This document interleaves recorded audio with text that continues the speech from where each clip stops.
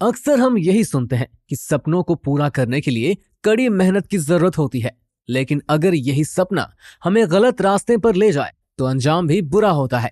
आज हम आपको एक ऐसी ही दिल दहला देने वाली सच्ची घटना के बारे में बताने जा रहे हैं, जिससे अंजाम दिया था एक ऐसे मास्टरमाइंड शख्स ने जिसका सपना था रातों रात अमीर हो जाने का। तारीख 19 जून 2011, इंदौर शहर का पॉश इलाका श्रीनगर, जहां पर एक ही परिवार में रहने वाली 3 महिलाओं की हत्या बड़ी ही बेरहमी से कर दी गई थी। ये एक ऐसी घटना थी जिसे rarest of the rare case का नाम दिया गया था। इसके साथ ये देश का एक ऐसा केस बना जिसमें पहली बार किसी महिला को धारा 302 के तहत दोषी ठहराया गया और उसे फांसी की सजा सुनाई गई।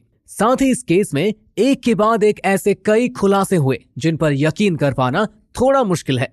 आखिर कौन था वो जिसने अमीर बनने के सपने को पूरा करने के लिए एक ही परिवार की पूरी पीढ़ी को खत्म कर दिया? आखिर क्या है ट्रिपल मर्डर केस की पूरी कहानी अभी तक इस पूरे केस में, और क्या कुछ हुआ है अभी तक इस पूरे केस में, ये जानेंगे हम आज की इस वीडियो में। लेकिन आगे बढ़ने से पहले अगर आप हमारे चैनल पर नए हैं और आपने अभी तक हमारे चैनल को सब्सक्राइब नहीं किया है तो जल्दी से कर लें, ताकि हमारे चैनल पर आने वाली जानकारी आप तक समय पर पहुंच सके। ये कहानी है इंदौर शहर में रहने आई 42 साल की मेघा देशपांडे की, जो एक वर्किंग वुमेन थी और वो एक MLM यानी मल्टी लेवल मार्केटिंग में काम करती थी। आपने MLM बिजनेस के बारे में तो सुना ही होगा, जिसमें बहुत सारी कंपनीज मेंबर बनाती है और कोई मेंबर जितने लोग जोड़ता है उतनी कमाई होती जाती है। तो हो सकता है मेघा ने भी इस बिजनेस के जरिए काफी पैसे कमाए होंगे। मेघा इंदौर के इस घर में अपनी 21 साल की बेटी अश्लेषा और अपनी 70 साल की मां रोहिणी के साथ रहती थी। मेघा के पति बैंक में एक मैनेजर थे और वो दूसरे शहर में रहते थे। मेघा देशपांडे का परिवार उज्जैन से कुछ ही समय पहले इस शहर में आया था और वो हंसी खुशी यहाँ पर रह रहे थे। इसके साथ ही मेघा को कीमती ज्वेलरी पहनने का भी बहुत शौक था, इसीलिए वो अक्सर जब भी बाहर जाती थी तो वो अपने गहनों को पहनकर ही निकलती थी। एक दिन मेघा अपने इन्हीं कीमती गहने को पहनकर एक शॉपिंग मॉल में गई। यहाँ लोगों की बहुत भीड़ थी, हर कोई मॉल में शॉपिंग करने और घूमने आया था। इसी भीड़ में मेघा की मुलाकात 23 साल की नेहा वर्मा नाम की एक लड़की से हुई। नेहा देखने में जितनी सुंदर थी उतनी ही खुश मिजाज लड़की भी थी। उसे नए नए दोस्त बनाना बहुत अच्छा लगता था। इधर नेहा का रोहित नाम का एक बॉयफ्रेंड भी था, जिसकी उम्र 24 साल थी। दोनों एक दूसरे से बहुत प्यार करते थे और एक दूसरे से शादी भी करना चाहते थे, लेकिन दोनों की आर्थिक स्थिति ठीक नहीं थी। नेहा के पिता एक वैन चालक थे, इसीलिए घर में पैसे का अभाव रहता था। इसके साथ ही नेहा और उसके बॉयफ्रेंड की एक खास बात यह भी थी कि उनके अरमान एक जैसे ही थे। दोनों ही रातों रात अमीर होने के सपने देखते रहते थे ताकि वो आराम से अपनी जिंदगी जी सके। इसी बीच नेहा और मेघा के बीच दोस्ती गहरी होती गई। नेहा अक्सर मेघा को कॉल करती थी, वो उसके बिजनेस के बारे में जानना चाहती थी। जब नेहा ने MLM बिजनेस के साथ जुड़ने की इच्छा जताई, 13 जून 2011 को मेघा कॉल करके नेहा को MLM बिजनेस के साथ जोड़ने को कहती है और उसे घर पर आने को कहती है। इसके बाद नेहा मेघा के घर पहुंचती है और फिर कुछ समय बाद वापस चली जाती है। इसके बाद दोपहर तक मेघा के घर पर सन्नाटा बना रहा। न तो कोई घर पर दिखाई दे रहा था और न ही किसी की आवाज आ रही थी। तभी एक महिला जो कि मेघा देशपांडे की फ्लैट के पास ही रहती थी, वो उनके घर के आगे से गुजर रही थी। उसने देखा कि मेघा देशपांडे का घर बंद था और आसपास खून के धब्बों से पैरों के निशान बने हुए थे। ये देखकर वो घबरा गई। उसने मकान मालिक को बुलाया। मकान मालिक भी तुरंत वहां पहुंच गए। इसके बाद उन्होंने मेघा देशपांडे को आवाज लगाई। काफी देर तक आवाज लगाने के बाद न तो घर के अंदर से कोई बाहर निकला और न ही किसी ने जवाब दिया। इसके बाद मकान मालिक ने घर की खिड़की से अंदर झांकने की कोशिश की। अंदर झांकते ही उनकी जोर से चीख निकली, क्योंकि घर के अंदर का नजारा बहुत ही खौफनाक और भयावह था। उन्होंने देखा कि घर के अंदर एक नहीं, दो नहीं, बल्कि 3 लाशें पड़ी हुई है। ये लाश किसी और की नहीं बल्कि मेघा, उसकी बेटी अश्लेषा और मेघा की मां रोहिणी की थी। ये देखते ही मकान मालिक ने तुरंत पुलिस को फोन करके इसकी जानकारी दी। खबर मिलते ही पुलिस वहां मौके पर पहुंच गई। धीरे धीरे जब लोगों को इस घटना की खबर मिली तो उनके घर के बाहर भीड़ जमा होनी शुरू हो गई।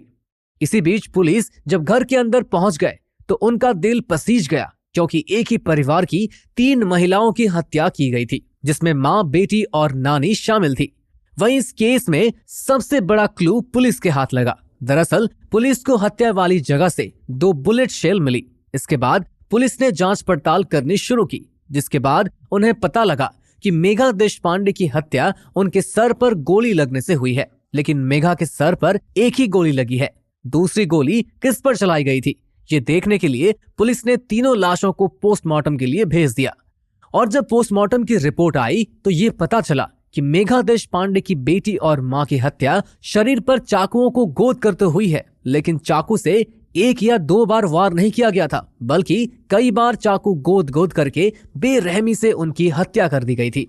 अब पुलिस के सामने ये सवाल खड़ा हुआ कि आखिर दूसरी गोली किस पर चली थी।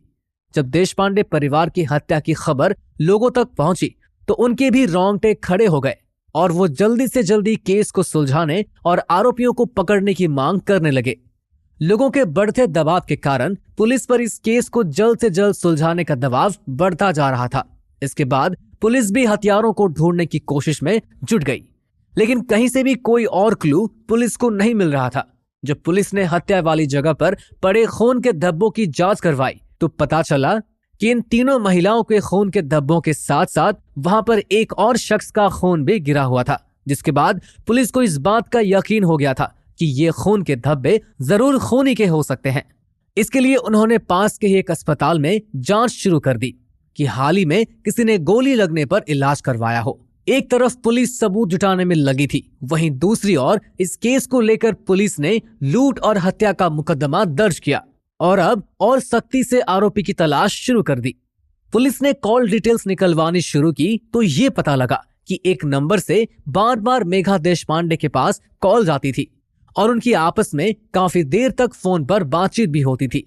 जब पुलिस ने इस नंबर की जांच की तो पता लगा कि ये नंबर किसी और का नहीं बल्कि नेहा का था। पुलिस को नेहा पर शक तो था, लेकिन अभी नेहा के खिलाफ कोई भी पुख्ता सबूत नहीं मिला था। पुलिस के पास सबूत इकट्ठा करने और गुनहगार तक पहुंचाने का बस एक ही रास्ता था, नेहा के बारे में पता लगाना, क्योंकि यही एक छोटा सा सबूत उन्हें मिला था जो देशपांडे परिवार की हथियारों तक उन्हें पहुंचा सकता था। अब पुलिस ने नेहा के बारे में पता करना शुरू किया और उसकी लोकेशन को ट्रैक करने लगे।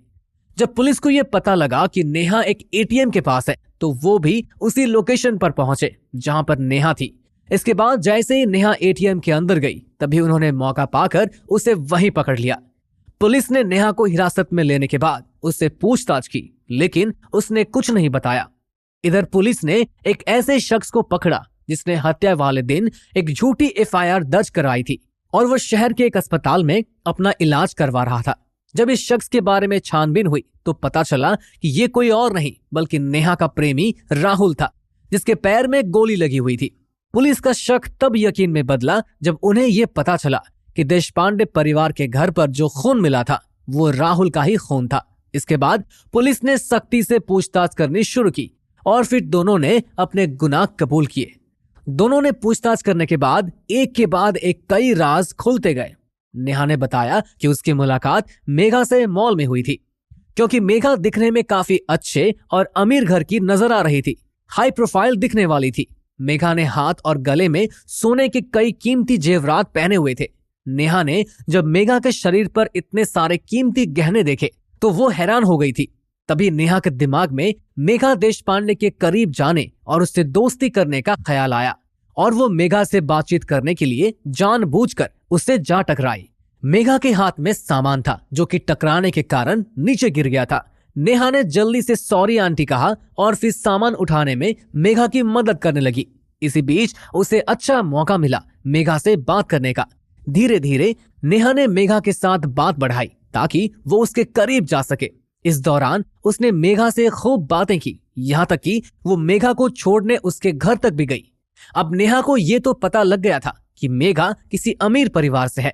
मेघा को देखते ही उसके मन में ख्याल आया रातों रात अमीर बनने का और उसने मेघा को देखते ही उसे लूटने की साजिश रची और उसे अपने जाल में फंसा लिया। इसके बाद नेहा ने अपने इस प्लान में अपने बॉयफ्रेंड राहुल को भी शामिल किया। उसने राहुल को बताया कि उसकी एक ऐसी महिला से बातचीत होती है जो बहुत रईस घर से है उसके घर पर केवल महिलाएं ही रहती है। मेरी उनके साथ काफी अच्छी बातचीत हुई है। ये सुनकर राहुल के दिमाग में भी यही ख्याल आया कि ये तो अच्छा मौका है कि घर में कोई आदमी नहीं है, सिर्फ महिलाएं हैं, तो क्यों ना लूटपाट की जाए ताकि उनकी आर्थिक तंगी सुधार सके और वो शादी के बाद आराम से रह सके। उन्हें ज्यादा मेहनत करने की जरूरत भी नहीं पड़ेगी। इसके बाद राहुल इस साजिश के बाद तैयारी करने लगा कि घर में लूटपाट करने की योजना बना रहा था। इसके बाद राहुल इस साजिश के बाद तैयारी करने लगा। उसे लग रहा था कि लूटपाट के लिए वो उनकी हत्या कर देगा ताकि कोई उनके खिलाफ बोल न पाए। लेकिन उनके पास मेघा को मारने के लिए पिस्टल नहीं थी। इसके लिए राहुल ने सहारा लिया मनोज का, क्योंकि उसके पास एक पिस्तौल थी। मनोज राहुल का दोस्त था और वो उम्र में नेहा और राहुल से काफी बड़ा था। अब वो दिन भी आ गया जिस दिन नेहा और उसके प्रेमी ने इस घटना को अंजाम देना था। मेघा के घर उसके अलावा उसकी माँ और बेटी ही रहती थी। घटना वाले दिन नेहा ने एक मल्टी लेवल मार्केटिंग के जरिए एक बहाना बनाया था कि वो मेघा के घर में जा सके। काम के सिलसिले में नेहा मेघा के घर पहुंची। वो मेघा से लेकर कंपनी का फॉर्म भरने लगी, लेकिन उसे भरना कैसे है इसके लिए उसने मेघा से कहा कि पास में ही उसका एक दोस्त रहता है और वो उसे यहाँ बुलाकर इस फॉर्म को भरने में उसकी मदद लेना चाहती है। इसके बाद नेहा ने फोन करके उसे बुला लिया और प्लान के मुताबिक राहुल और मनोज भी मेघा के घर में घुस गए। घर में घुसते ही रोहित ने पिस्तौल दिखानी शुरू कर दी और फिर उसने बिना कुछ सोचे समझे मेघा पर बिल्कुल पास से गोली मारी, जिससे उसकी मौके पर ही मौत हो गई। ये राहुल वही शख्स था जिसने मेघा पर सबसे पहले गोली चलाई थी। गोली की आवाज सुनकर कमरे में अश्लेषा और उसकी नानी भी दौड़ी दौड़ी वहां पहुंची। इसके बाद उन्होंने अश्लेषा को डरा धमकाकर उससे एटीएम कार्ड लेकर उसका पिन पूछ लिया। उसके बाद रोहित ने गोली से अश्लेषा और उसकी नानी को मारने की कोशिश की, लेकिन हड़बड़ी में ये गोली राहुल के पैर में जा लगी। इसके बाद उन्होंने चाकू से इसके बाद उन्होंने वहां से निकलने से पहले 1.5 लाख रुपए, 5 लाख तक के कीमती गहने और एटीएम कार्ड लेकर फरार हो गए। ये वही एटीएम कार्ड था जिससे नेहा पैसे निकलवाने जा रही थी और तब पुलिस ने एटीएम के पास नेहा को पकड़ा था। इसी कार्ड के जरिए पुलिस ने नेहा को हिरासत में ले लिया था। इसके बाद राहुल ने अपने पैर पर लगी गोली का इलाज करने के लिए एक झूठी एफआईआर दर्ज करवाई। ये सब आरोपियों ने पुलिस को अपने बयान में बताया था कि उन्होंने साथ में ये भी कहा था कि उनका प्लान था कि मर्डर करके वो सारी चीजें लूट लेंगे और फिर हम कभी भी पकड़े नहीं जाएंगे। लेकिन ज्यादा देर न करते हुए पुलिस ने इस केस को सुलझा लिया और हथियारों को पकड़ भी लिया। ये बात धीरे धीरे लोगों तक पहुंच गई कि देशपांडे परिवार की हत्यारे पकड़े गए हैं। इसके बाद लोगों ने उन्हें कड़ी से कड़ी सजा दिलाने की मांग की। दिसंबर 2013 में निचली अदालत ने इन तीनों ही आरोपियों को फांसी की सजा सुनाई थी और आईपीसी की धारा 302 के तहत आरोपियों से मिले खून से सने कपड़े, चाकू, जूते और लूटे जेवर मौजूद किए। इसके बाद 2014 में हाई कोर्ट की इंदौर बेंच ने भी जिला अदालत के इस फैसले को गंभीर बताते हुए नेहा वर्मा, उसके प्रेमी राहुल और मनोज की फांसी की सजा को बरकरार रखा और साथ ही कोर्ट ने इस केस को rarest of the rare case भी माना। नेहा वर्मा इन दिनों इंदौर सेंट्रल जेल में बंद है। हाल ही में वो जेल में रहते हुए अन्य महिलाओं कैदियों को ब्यूटी पार्लर का कोर्स करवा रही है। तो दोस्तों, देखा आपने कैसे पैसा एक इंसान से वो सब करवा देता है जिसका अंजाम अंत में बहुत ही भयानक होता है। इसके साथ ही हमें इस केस से ये भी सीख मिलती है कि हमें पब्लिक प्लेस में कीमती जेवरात पहनकर नहीं निकलना चाहिए। किसी अनजान शख्स से एकदम से दोस्ती नहीं करनी चाहिए। ये छोटी छोटी चीजें ही सीख लेने वाली होती है, जिससे हम खुद की सुरक्षा और अपने परिवार की सुरक्षा कर सकते हैं। आपको इस केस से क्या सीख मिली, हमें जरूर बताइए। इसके साथ ही दोस्तों, आपको ये पता है कि इंदौर में ये पहली बार हुआ था जब कोर्ट ने किसी लड़की को फांसी की सजा सुनाई थी। आपको क्या लगता है, क्या कोर्ट ने उन्हें सही सजा सुनाई? आपके मुताबिक आरोपियों को कौन सी सजा मिलनी चाहिए थी और कैसी लगी आपको ट्रिपल मर्डर केस की ये कहानी? आप हमें अपना जवाब कमेंट बॉक्स में जरूर लिखें। साथ ही ऐसी जानकारी पाने के लिए हमारे चैनल पर बने रहिए। धन्यवाद।